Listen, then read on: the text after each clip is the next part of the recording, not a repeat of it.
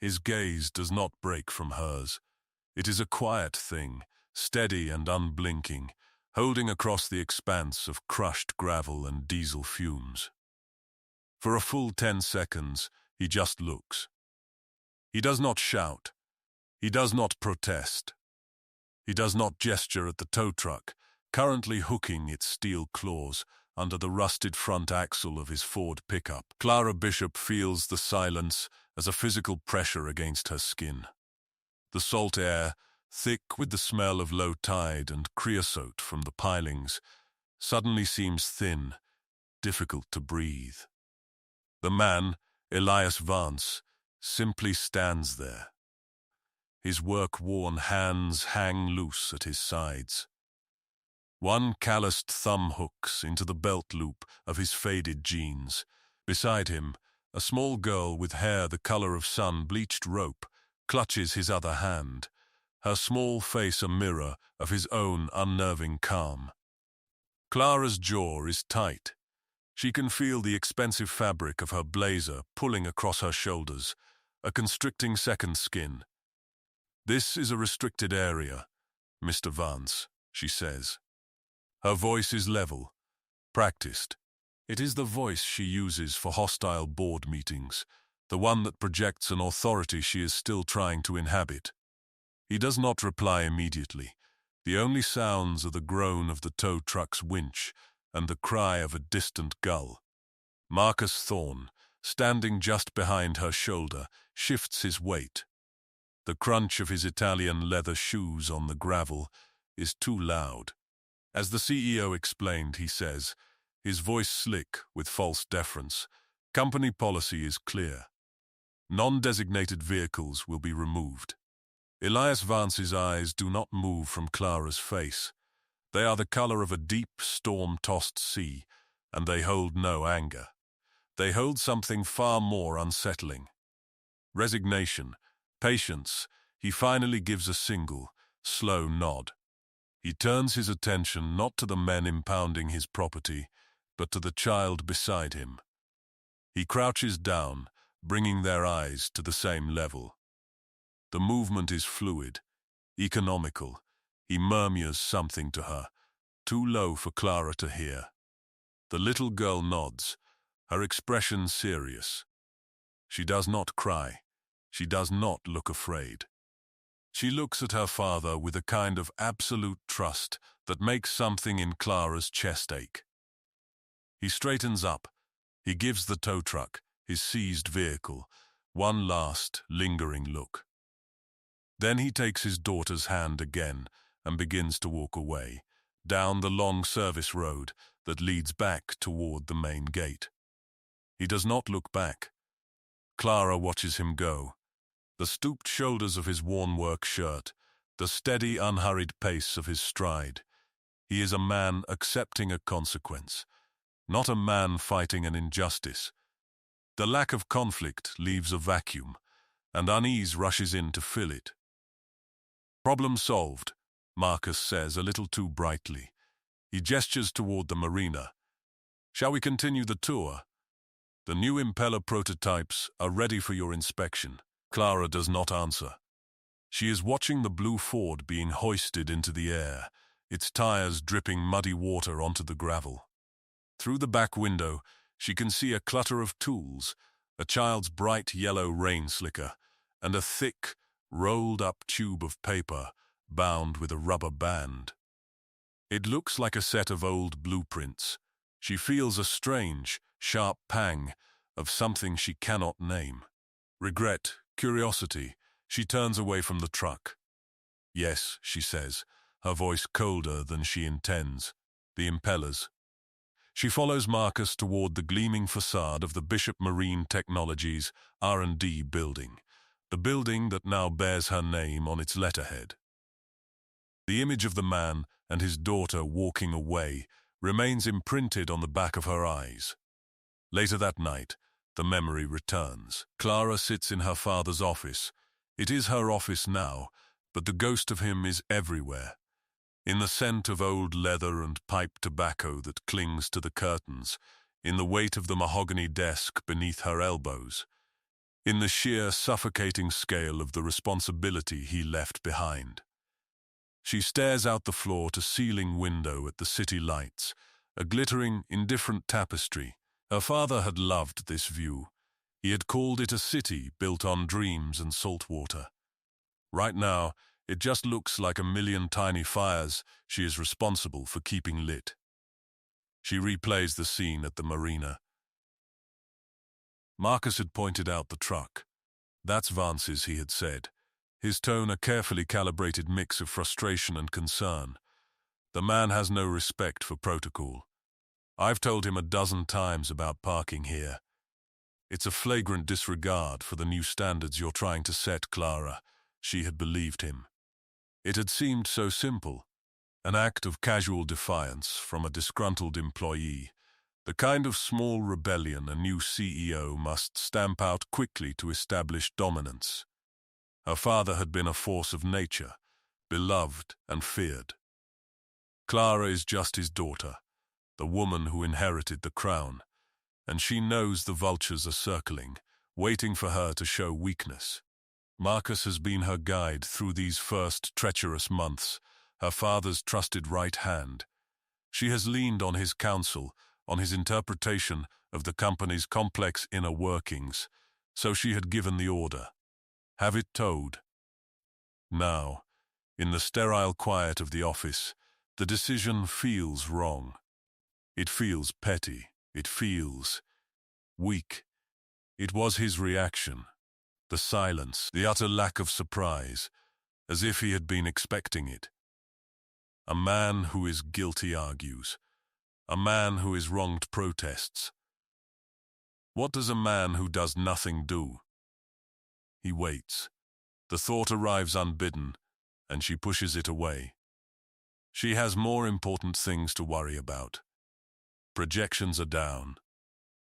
A key government contract is on shaky ground, and the centerpiece of her father's legacy, the project he poured the last 5 years of his life into, the Series 9 Tempest marine engine, is behind schedule and bleeding money. Marcus assures her it is a minor setback. A few bugs in the fuel injection system, he had said dismissively. The engineering team is on it. She pulls the Tempest project file toward her. The pages are dense with technical specifications, metallurgical reports, and fluid dynamics equations that she only partially understands. Her father had been a genius, an artist who worked in steel and combustion. Clara is a businesswoman. She knows how to read a balance sheet, not a schematic. Tucked into a side pocket of the folder is a photograph. It's a candid shot of her father and another man, both of them grinning, covered in grease, standing in front of an early prototype of the Tempest.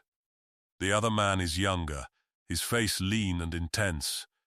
It is Elias Vance. Clara stares at the photograph for a long time. In the picture, her father's arm is slung around Vance's shoulders in a gesture of easy camaraderie, of deep, shared respect. This is not the relationship of a boss and a disgruntled subordinate. This is the relationship of partners. She closes the folder. The silence in the office is no longer sterile. It is heavy, and it is ringing with questions she is suddenly afraid to ask.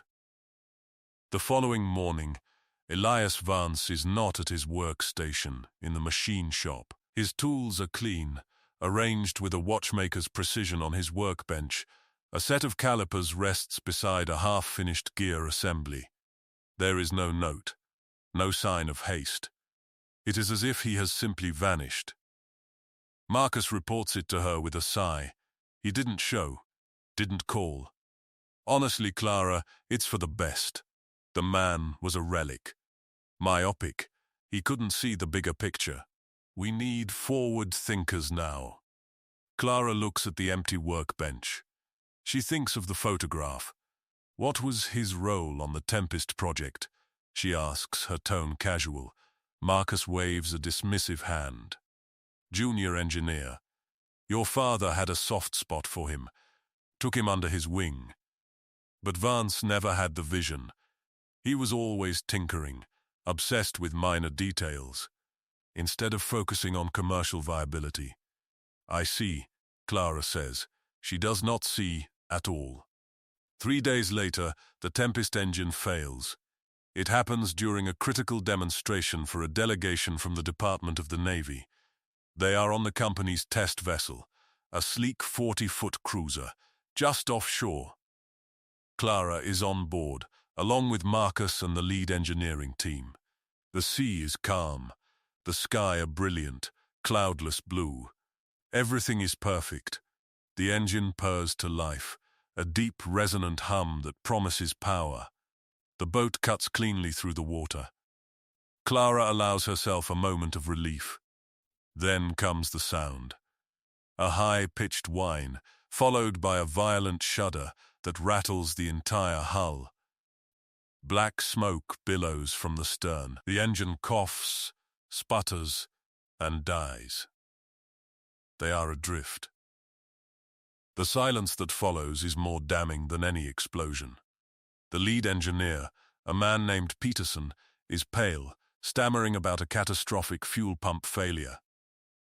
The naval officers are polite, but their faces are stony masks of disappointment. Marcus is quick to control the narrative. "An unforeseen complication," he announces smoothly. "This is precisely why we conduct these rigorous tests. We will have it rectified immediately."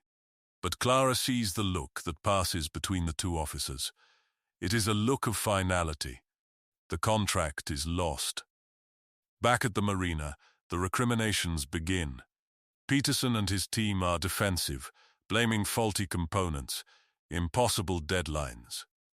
Marcus is furious, his polished veneer cracking to reveal the raw ambition and anger beneath. He talks about scrapping the prototype, starting over, cutting their losses.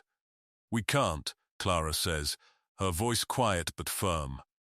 "This was Dad's magnum opus. We don't scrap it." "Clara, be realistic," Marcus snaps. "Robert was a brilliant man, but he was sentimental. This design is flawed. It's a money pit." She looks at the dead engine, a marvel of engineering now inert and useless. She thinks of the photograph again, of her father's proud grin. She thinks of Elias Vance's quiet, steady eyes. "There was another engineer," she says, speaking to Peterson. "Vance, what did he do?" Peterson shifts uncomfortably. "Elias? He handled the custom fabrication. The tolerances on the injector assembly were unique. He was the only one who could machine them to spec. Was he a good machinist?" "The best I've ever seen," Peterson admits, his voice low. "A damn artist." "And where is he now?" Clara asks. No one has an answer. It takes her 2 days to find him. His employee file lists an address, but the house is empty, a "for rent" sign in the yard. His phone is disconnected. It is as if he has intentionally erased himself. She finally gets a lead from an old payroll clerk, who remembers Vance talking about a workshop he was setting up near the old shipyards. She drives there herself, in her pristine German sedan that feels entirely out of place among the crumbling warehouses and rusted chain-link fences. She finds it at the end of a potholed lane, a large, corrugated steel building with no sign, the sound of a grinding wheel whining from within. The air inside smells of hot metal, ozone, and coffee. The space is vast and orderly. A massive lathe stands in one corner, a milling machine in another. Tools line the walls on pegboards, their outlines traced in white paint. It is a temple of industry, clean and functional. Elias Vance stands at a workbench, his back to her. He is bent over a complex piece of machinery, his focus absolute. He wears the same faded jeans, a different but equally worn work shirt. He does not seem to have heard her enter. His daughter Lily sits on a stool nearby, drawing on a large sheet of paper with colored chalk. She is the one who sees Clara first. The girl's eyes widen. She slides off the stool and runs to her father, tugging on his sleeve. He straightens up slowly, wipes his hands on a red rag, and turns. His expression does not change. There is no surprise, no anger, no welcome. He simply watches her. Waiting, Mr. Vance. Clara begins, her voice sounding formal and absurd in the cavernous space. I need to talk to you. He says nothing. He just waits. She takes a breath. The Tempest engine. It failed. A fuel pump issue. We can't figure it out. He gives a slight, almost imperceptible nod, as if this is news he has been expecting. I was wondering if you would be willing to take a look at it. For the first time, a flicker of something crosses his face. It looks like sorrow. That's not my engine anymore, he says. His voice is rough, unused. It was my father's, she presses. He poured his life into it. Please. He looks past her, toward the open bay door, at the sliver of grey water visible beyond. He seems to be weighing a universe of options in the silence. It is the child who breaks the standoff. Lily steps out from behind her father's legs. She looks directly at Clara, her small face serious, her eyes holding the same startling clarity as her father's. Are you the sad lady who took Daddy's truck? She asks. The question is so simple, so direct, it cuts through all of Clara's corporate armor. Sad lady. Not angry lady. Not mean lady. Sad lady. The child saw not her power, but her grief. The sound of the word hangs in the air between them. Clara finds she cannot answer. She can only nod. Elias places a hand on his daughter's head, a gentle, protective gesture. He looks at Clara, and his gaze has softened, just a fraction. I'll need it brought here, he says, and I'll need the original design specs. Your father's personal copies, not the ones from the corporate server. Relief washes over Clara, so potent it almost makes her dizzy. Thank you, she says. Whatever your fee is, he cuts her off with a small shake of his head. I'm not doing it for you, he says, his voice quiet but clear. And I'm not doing it for the company. I'm doing it for him. He turns back to his workbench, a clear dismissal. Clara stands there for a moment, feeling like an intruder. She looks at the child, who is now watching her with an unnerving, solemn curiosity. Clara gives her a small, hesitant smile. The girl does not smile back. As Clara walks back to her car, the child's words echo in her mind. Sad lady. She realizes, with a jolt, that it is the truest thing anyone has said to her in months. The Tempest engine arrives on a flatbed truck the next morning. Elias directs the crane operator with quiet, precise hand signals, settling the 2-ton block of steel and wires onto a reinforced concrete slab in the center of his workshop. He then spends an entire day just looking at it. He does not touch it. He does not open his toolbox. He circles it, slow and deliberate, like a wolf studying a fallen prey. He drinks coffee from a thick ceramic mug. He makes notes on a clipboard. He sits on a stool and just stares, his eyes tracing the lines of the fuel injectors, the housing of the turbocharger, the intricate web of wiring harnesses. Clara, unable to stay away, watches from a distance. She had intended to drop off the schematics and leave, but she finds herself rooted to the spot, fascinated by his process. He seems to be listening to the engine, communing with it in a language of silence. He asked for her father's personal copies of the plans. It had taken her hours to find them, not in the R&D archives, but in a locked flat file drawer in her father's home study. They were hand-drawn in places, covered in her father's spidery annotations and complex calculations, scribbled in the margins. There were notes addressed directly to Elias. Elias checked the harmonics on this bearing. Something feels off.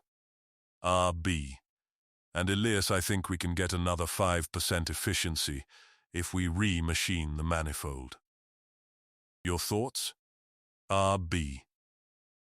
The pages were a record of a conversation, a partnership, a reality completely at odds with the one Marcus had described. Finally, as the afternoon light begins to fade, casting long shadows across the workshop floor, Elias opens his toolbox. The lid lifts with a satisfying metallic sigh. Inside, the tools are not just clean, they are immaculate. Each wrench and socket is nestled in a foam cutout, each screwdriver perfectly aligned. It is the toolkit of a surgeon. He works with a quiet, focused intensity. His hands move with an economy of motion that is mesmerizing to watch. There is no wasted effort, no hesitation.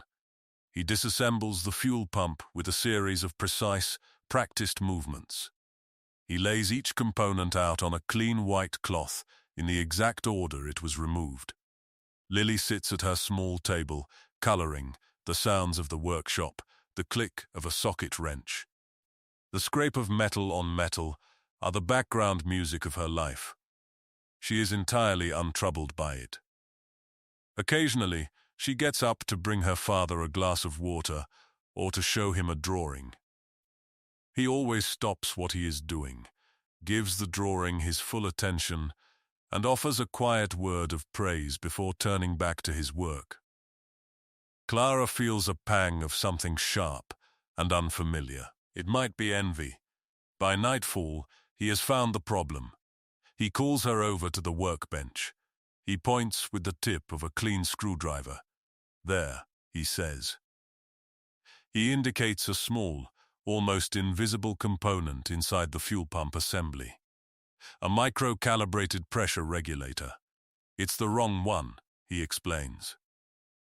This is the regulator for the Series 8. It can't handle the pressure gradient of the Tempest's injection cycle. Under full load, it fails. Catastrophically. But the parts log, the assembly manifest, it was all triple-checked, Clara says, confused.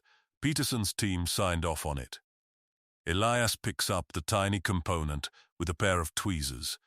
He holds it up to the light. This part looks right. It has the same dimensions, the same weight. But it's made from a different alloy, a cheaper one. It's a counterfeit. He looks at her. Someone swapped it out. Deliberately, the word hangs in the air. Deliberately, sabotage, the implication is staggering. It is not incompetence. It is malice. Who? Clara whispers, though she already suspects the answer. Elias does not offer a name. He doesn't have to. He just places the faulty part on the white cloth. The correct part is machined from a custom tungsten carbide composite. There are only 3 in existence. I made them myself, by hand. One is in the original Alpha prototype. One was a spare, which I assume is in the R&D parts locker. And one is in this engine. He taps the schematics. Or it was supposed to be. Clara's mind races. Marcus. It had to be Marcus. He was the one who oversaw the final assembly after her father's death. He was the one who pushed Peterson's team to rush the demonstration. He was the one who stood to gain if the Tempest project, her father's legacy, was seen as a failure, paving the way for him to sell off the company's most valuable assets.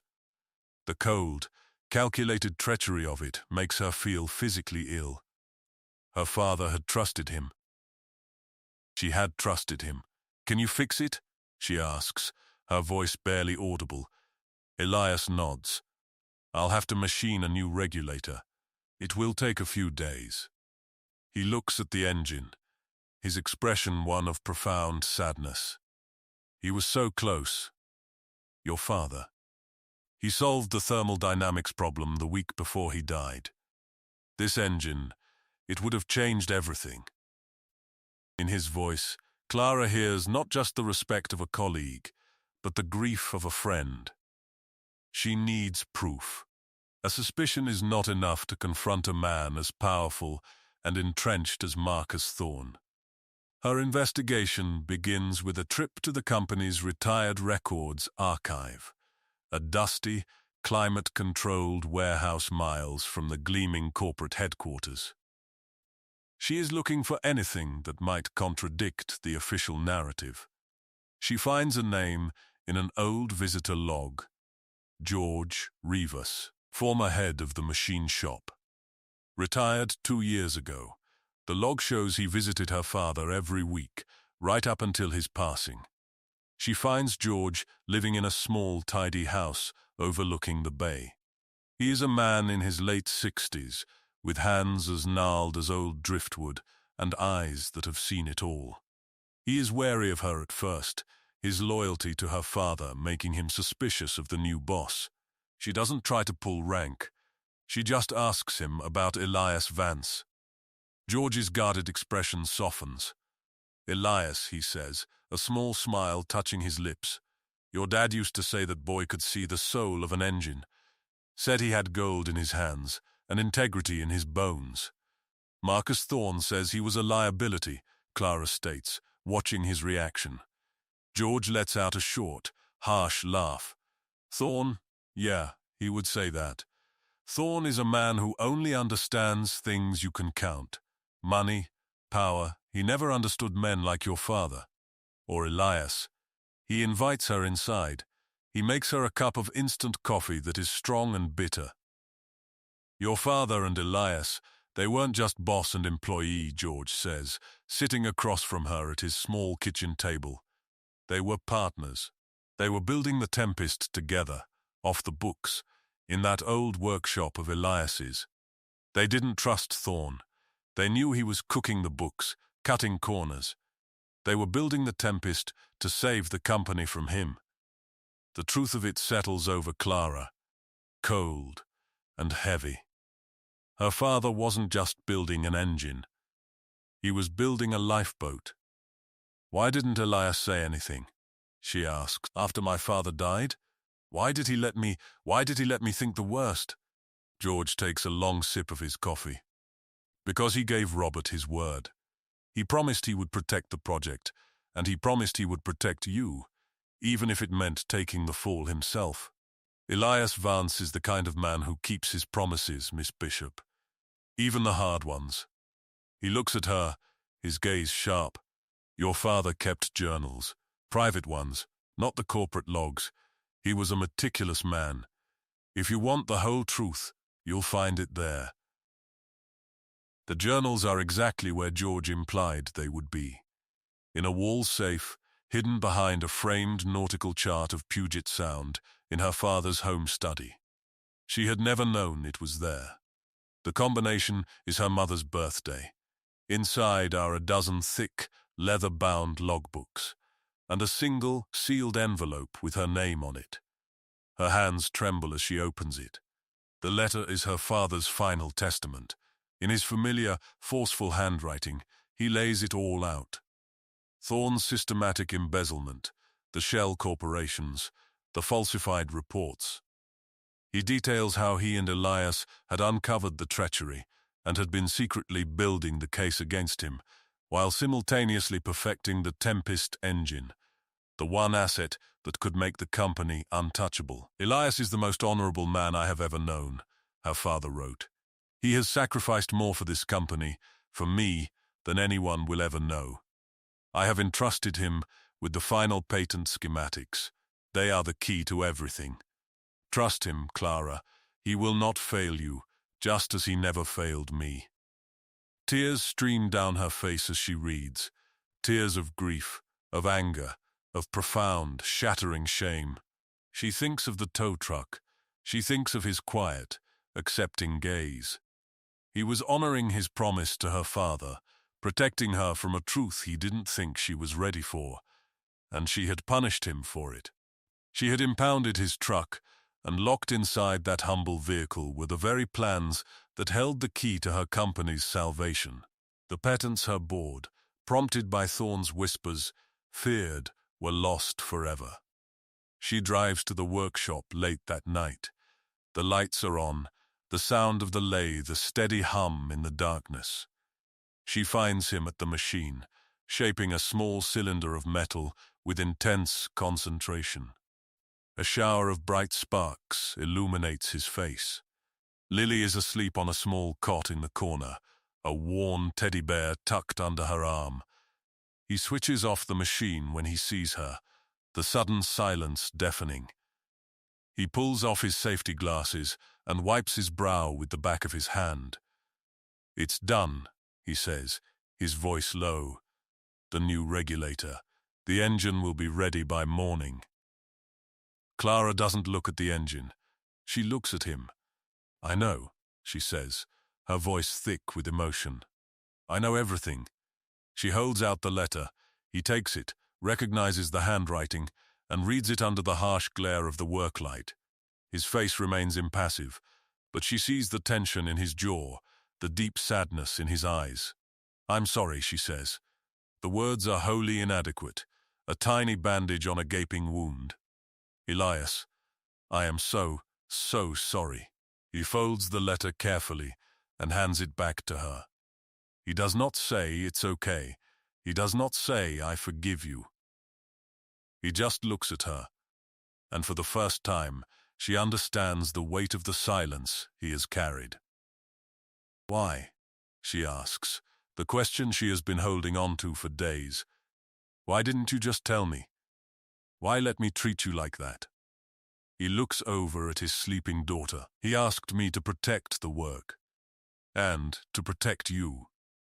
You came in swinging, listening to Thorne. If I had fought you, it would have just confirmed everything he was telling you. You would have seized the workshop, the plans, everything would have been lost." He pauses, his gaze returning to hers. Sometimes the only way to hold on to something is to let go. His simple, profound logic settles deep in her bones. He had absorbed her anger, her suspicion, her ignorance, all to honor a promise. He had trusted that the truth, like one of his finely machined parts, was durable enough to withstand the pressure. A small sound comes from the corner. Lily is stirring. She sits up, rubbing her eyes. She sees Clara, and her expression is not one of fear, but of simple recognition. The child slips off the cot, her bare feet silent on the concrete floor. She goes to a small hot plate where a kettle is steaming.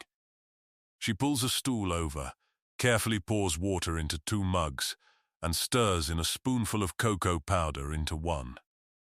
She carries the mug over to Clara, holding it carefully with both hands. "For the sad lady," Lily says, her voice soft with sleep. She offers the warm mug to Clara. Clara looks from the child's earnest face to her father's watchful one. This small gesture of comfort, of inclusion, feels like a pardon. She takes the mug, her fingers brushing against the child's. The warmth seeps into her cold hands. "Thank you, Lily," she says, her voice breaking. In that moment, in the quiet hum of the workshop, surrounded by the smell of metal and chocolate, an alliance is forged. Not in words, but in a shared look between a man of quiet integrity and a woman who is finally, painfully, beginning to understand its worth. The plan is simple and audacious. They have 4 days until the quarterly board meeting, the meeting where Marcus intends to use the Tempest's failure as leverage to propose a partial asset liquidation, a fire sale that would line his pockets and dismantle her father's legacy. "We don't just expose him," Clara says, the 2 of them huddled over the schematics in the workshop, the half-rebuilt Tempest engine standing between them like a silent witness. "We have to discredit him so completely that the board has no choice but to vote him out unanimously." Elias nods, his focus on the task at hand. "He'll have the performance data from the failed test. It's all falsified. He's been bleeding the efficiency numbers for months, making it look like the project was a financial drain. How do we prove it?" "We give them new data," Elias says, He taps a finger on the engine block. We run the engine. A full-spectrum performance trial. We record everything: fuel efficiency, horsepower, torque, emissions. We show them what it can really do. It is a race against time. While Clara and a trusted lawyer she brings in from outside the company work in secret, poring over her father's journals and building an airtight case of financial fraud against Marcus, Elias works on the engine. He does not sleep for 72 hours. Clara finds him at dawn on the second day, his face pale with exhaustion, but his hands as steady as ever, calibrating the fuel injectors with a micrometer. She brings him coffee and sandwiches. They eat in silence, a comfortable quiet that has replaced the tense vacuum of their first encounters. She watches him work, marveling at the symbiosis between man and machine. He moves with a grace and certainty that is almost a form of art. He is not just repairing an engine, he is resurrecting it. He is honoring its creator. On the morning of the board meeting, they are ready. The trial was a success. The engine didn't just meet her father's projections, it exceeded them. The data is undeniable, a clean, beautiful set of curves and numbers that represent a quantum leap in marine propulsion. Clara stands before the mirror in her apartment. She is wearing a simple, dark grey dress. Her father had always told her to dress for the job you want, but today she dresses for the woman she needs to be. Calm, precise, unshakable, Elias is waiting for her in the lobby of the Bishop Tower. He is not wearing his work clothes. He is in a clean pressed shirt and a dark functional jacket. He looks out of place and yet completely self-possessed. He holds a slim data slate in his hand. "You're ready?" he asks. She nods. "Are you?" "I'd rather be rebuilding a transmission," he says, a ghost of a smile touching his lips. It is the first time she has seen him almost smile. They ride the elevator up to the 40th floor in silence. When the doors open to the boardroom, the atmosphere is thick with tension. The board members are already seated around the long, polished table. Marcus stands at its head, projecting an aura of confident command. He falters for a fraction of a second when he sees Elias walk in behind Clara. A flicker of surprise, of annoyance, crosses his face before he masks it with a smooth, welcoming smile. "Clara, glad you could make it," he says. "I wasn't aware we had invited outside consultants to this meeting." He looks pointedly at Elias. "Mr. Vance is not a consultant," Clara says, her voice echoing slightly in the hushed room. "He is here at my request as the lead fabricator of the Series 9 Tempest project." She takes her seat, her father's seat, at the head of the table, directly opposite Marcus. Elias does not sit. He moves to the back of the room, near the windows, and stands there, a quiet, solid presence. The meeting begins. Marcus launches into his presentation, his voice resonant with feigned regret. He paints a picture of a brilliant but flawed project, a noble failure that is now dragging the company down.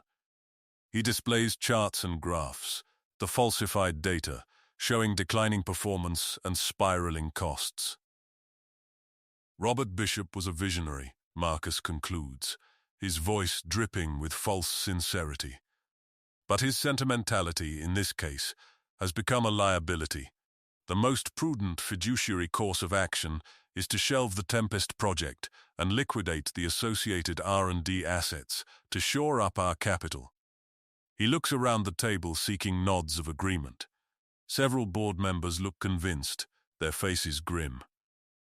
Clara lets the silence hang for a long count of 10. Then she speaks. "Thank you, Marcus," she says, her voice calm and even.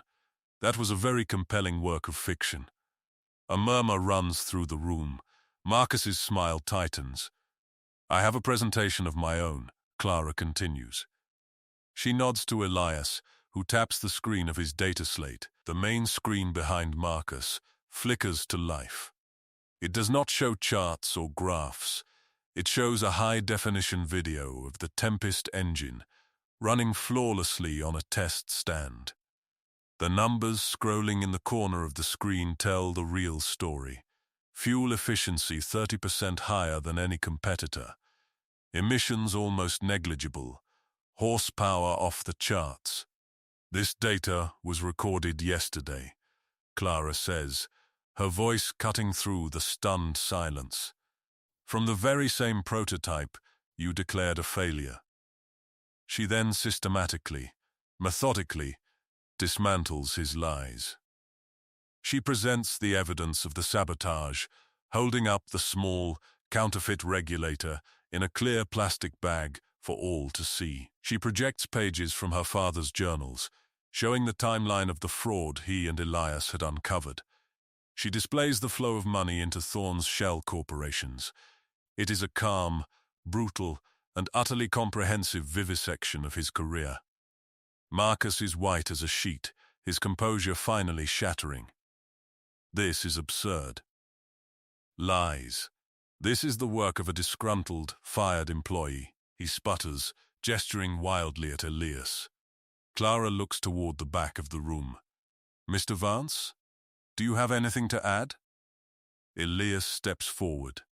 He does not raise his voice. He does not need to.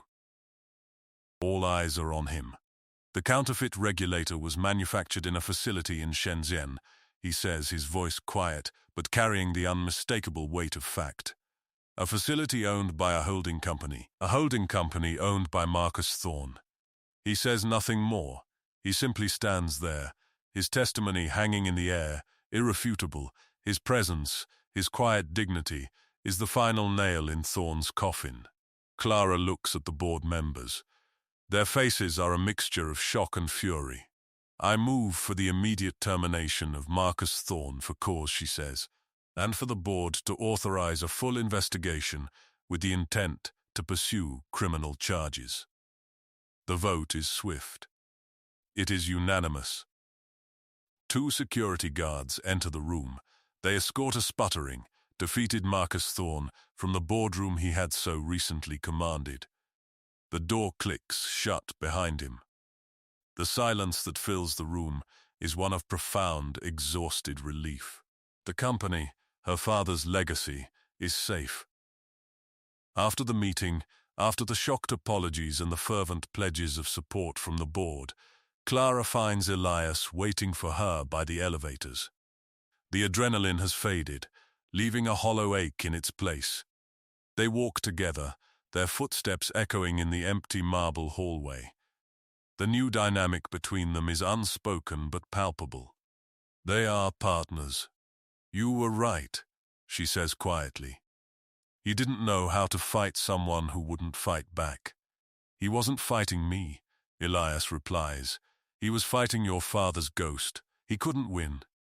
They reach the parking garage. The air is cool and smells of concrete and exhaust. Elias stops beside a different truck. It is almost identical to the one she had towed, an old blue Ford, but this one is cleaner, the engine humming with a well-tuned purr. Your truck, she says. I had it delivered from the impound lot. And I had the R&D team. Take a look at it. A small genuine smile finally breaks through his reserve. You had them tune it up, didn't you? She nods. It seemed like the least I could do. I'm heading back to the shop, he says. Lily will be getting out of school soon. He does not say, what's next? He does not ask for a new title, a raise, a corner office.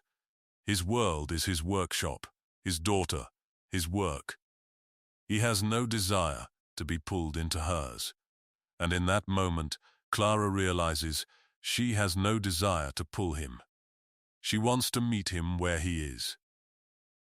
Elias, she says, the board has approved a new, fully independent advanced propulsion lab, with a budget that will allow you to build anything you can dream up. He looks at her, his expression unreadable. The lab, she continues, will be built around your workshop. You'll have full autonomy. You will answer to no one but me. He is silent for a long time, processing this. He looks from her face to his truck, then back again. He is a man who values his freedom, his peace, above all else. She is offering him a way to have it all, the resources of a corporation with the independence of a craftsman. Okay, he says finally. The single word is freighted with meaning. It is an acceptance, a beginning. She reaches into her pocket and pulls out a small, heavy object. It is a piece of the Tempest engine, a small, intricately machined component, polished to a mirror shine. It is the first regulator he made, the one that replaced the counterfeit part. A souvenir, she says, placing it in his hand. From our first successful collaboration. His fingers close around the warm metal. He looks down at it, then up at her. Their eyes meet and hold. There is no need for any more words. He gets into his truck. The engine turns over with a quiet, powerful rumble. He gives her one last nod, and then he drives away. Clara stands in the quiet of the parking garage, the silence a comfortable blanket. She feels the weight of her father's legacy on her shoulders, but for the first time, it does not feel like a burden. It feels like a promise. 3 months pass. The autumn air grows crisp. The leaves on the trees lining the road to the old shipyards turn to gold and rust. Construction on the new Bishop Marine Advanced Propulsion Lab is nearly complete. It is a state-of-the-art facility, but its heart, physically and spiritually, remains Elias's original workshop. Clara now spends more time here than she does in the gleaming tower downtown. She has a small, functional office with a window that looks out over the workshop floor. From her desk, she can see Elias moving between the lathe and the new plasma cutter, his focus as intense as ever. She can see Lily doing her homework at her little table, a permanent fixture in this world of invention. The company is stable. More than stable. News of the Tempest engine's true capabilities has sent shockwaves through the industry. Orders are pouring in. The future her father envisioned is becoming a reality. One evening, as the sun sets, casting a warm orange glow over the water, Clara walks out to the docks. A new prototype is tied up there, a sleek test vessel powered by a second-generation Tempest engine. Elias is in the cockpit, running a final diagnostic check. Lily is sitting on the bow, her small legs dangling over the side, sketching the sunset in a notebook. Clara steps aboard. The deck is steady beneath her feet. "How does she look?" Clara asks. Elias looks up from the console. "She's ready," he says. "Quieter, more efficient. Your father would have liked this one." They stand in comfortable silence for a moment, watching the last sliver of sun disappear below the horizon. The water slaps gently against the hull. The air smells of salt and coming rain. Lily comes over and stands between them, holding up her drawing. It is a simple, childish sketch of a boat on the water, with 3 figures standing on the deck, a tall man, a tall woman, and a small girl in the middle. They are all holding hands. "It's us," Lily says simply. Clara feels a warmth spread through her chest that has nothing to do with the lingering heat of the day. She puts her arm around Lily's small shoulders.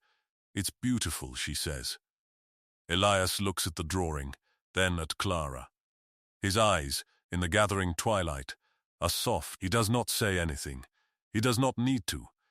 They stand there for a long time, the 3 of them, a small, unlikely family forged in grief and integrity. The lights of the city begin to sparkle across the bay. The future is not a destination they are racing toward, but a quiet, shared space they are already beginning to build, right here, on the deck of a boat that runs on a promise kept. The engine hums, a low, steady heartbeat in the stillness of the evening.